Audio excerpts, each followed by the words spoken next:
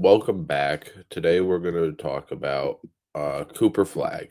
And is Cooper Flagg really a generational talent, prospect, player, whatever you want to call him? And I will be giving my answer, but I will also be telling kind of what made me come to this conclusion on if he is or if he is not. But of course, if you like my stuff, make sure you subscribe, please. Like and comment. We do a bunch of different things. I am going to upload a video of me and maybe Worlds from Hoops All In reacting to the draft. It's not gonna be a live stream, but it'll be us live. So like we'll be there for all the picks and everything like that. Um, so that I'm excited for since the draft is in 5 days now. It's Wednesday, and this is coming out either Friday or Saturday. So um is Cooper Flag generational? Um, Generational to me means it is a type of a player that you don't see like almost ever. He is something special in that generation. Some of the other generational prospects that we've had coming from college, like a Zion, obviously like LeBron, Wemby.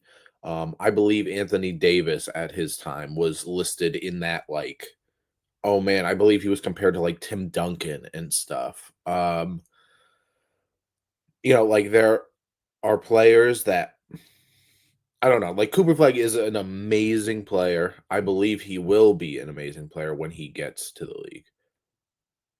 But I don't think he's generational. I just don't think he's generational. I'm kind of giving away my answer already, but I do not believe Cooper Flag's a generational talent. Um, again, I believe he will be a good player. I believe he will be an all-star. He will probably make all NBA or all defensive, whatever. I don't think, and this is hard to say because this player that I'm about to say is still growing and we haven't seen his full whatever yet either. I do not believe he will be a better player than Paolo Banchero, a fellow Duke. He was drafted 22, so not like 3 years ago, really. I don't believe that he will be better player than Paolo Banchero, and Paolo was not looked as generational.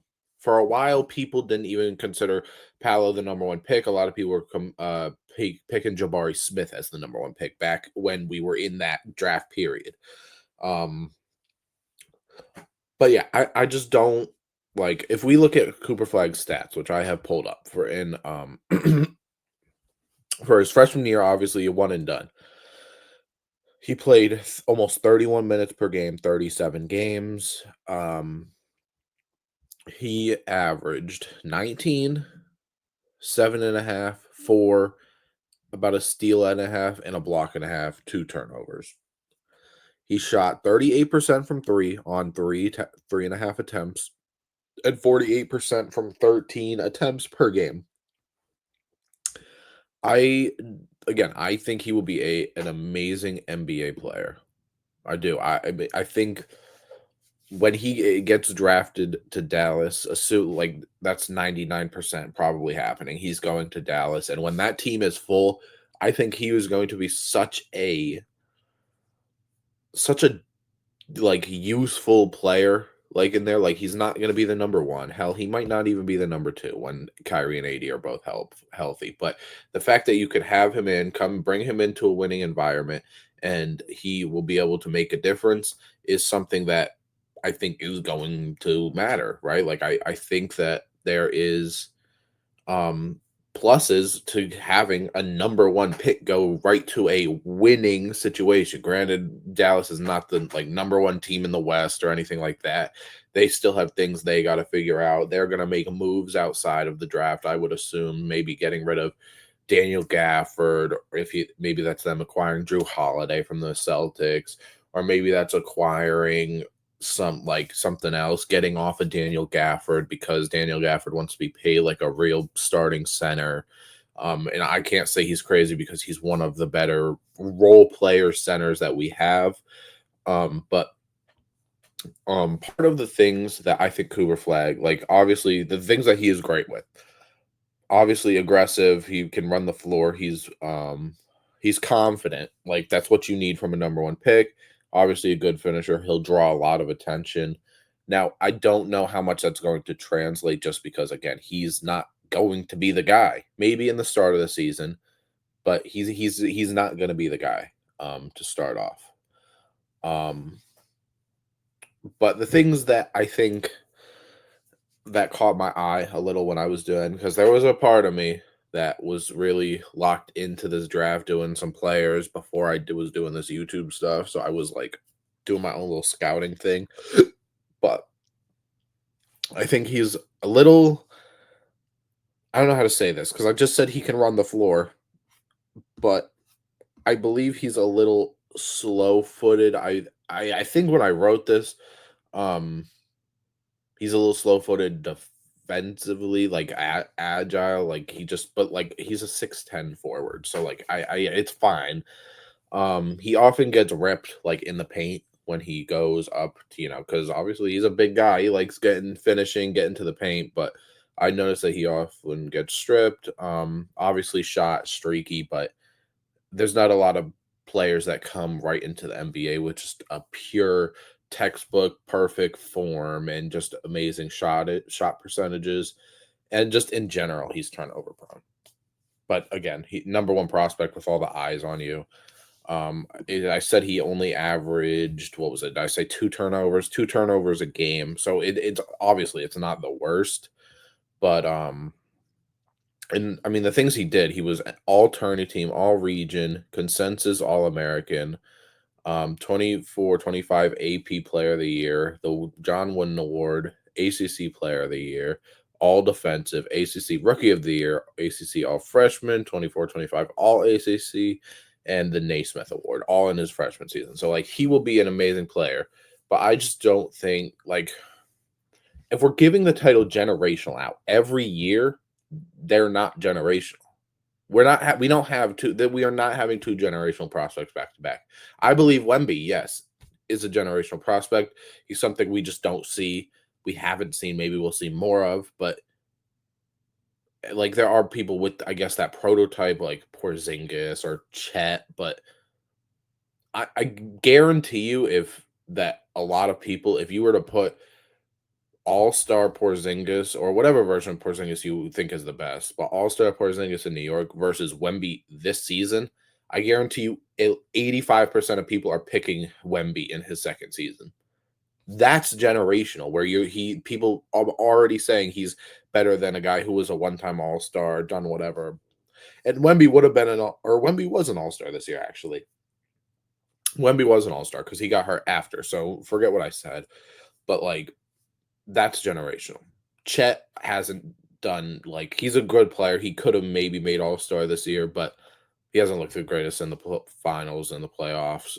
So he obviously better than that. But like Cooper Flagg's not generational. Again, I don't, I hate doing this because the fact that I gotta say he's a good player. I'm not saying like just shows what's wrong. Like I'm not hating on the kid, but when I was trying to find like a comparison that would work for him, and people might not like this. I know a lot of like people that do scouting and do things like if it's a white player, they're going to compare him to a white player.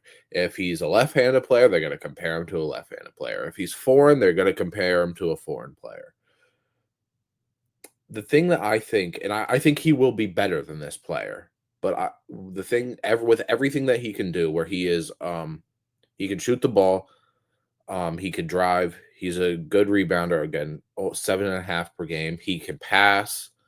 And he gets steals and blocks. He's a good, pretty decent defensively. Julius Randle. Again, Julius Randle left-handed, obviously. So I'm not following the unwritten rules here, but I really see Julius Randle.